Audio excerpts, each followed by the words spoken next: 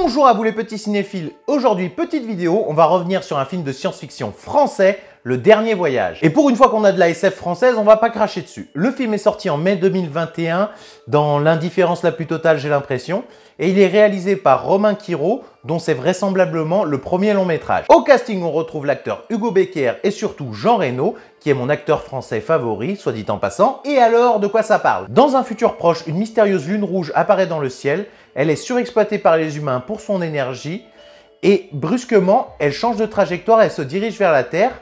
L'astronaute Paul WR, le seul à pouvoir détruire la lune rouge, refuse cette mission et disparaît. Bon, on va pas se cacher, il y a du bon et il y a du moins bon. Déjà, je salue l'idée et l'ambition de vouloir faire un film de SF français parce que c'est quelque chose qui manque cruellement à notre cinéma et je pense qu'on est totalement capable de faire ce genre de film. Alors, on est dans une ambiance post-apocalyptique avec un Paris dévasté, des technologies futuristes du genre voitures volantes, robots, drones, et les habitants habitent dans des mégacités protégées par des murs impénétrables. Déjà, ce qu'on peut noter, c'est que le réalisateur a très bien fait ses devoirs, c'est hyper bien référencé. On a du Mad Max, du Blade Runner, du Star Wars, de l'Interstellar et du 2001, l'Odyssée de l'espace. On a une ambiance vraiment intéressante avec un futur sale, glauque, où la survie est au centre des préoccupations.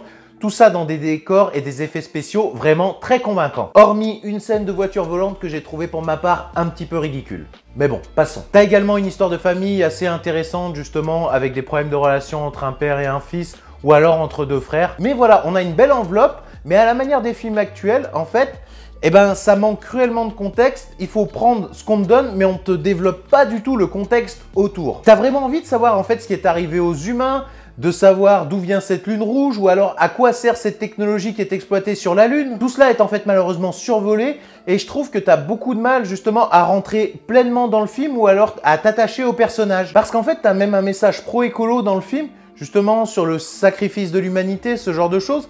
Et du fait du manque de développement, de contexte, d'attachement au personnage, le message du film n'a pas la résonance qu'il devrait avoir normalement. C'est dommage. En bref, je salue vraiment l'attention et je dis bravo au réalisateur sur pas mal de points que j'ai développés précédemment. Et je dois dire que j'ai plutôt bon espoir pour le cinéma français. N'oubliez pas de me faire vos retours en commentaire, de liker, de partager. À bientôt!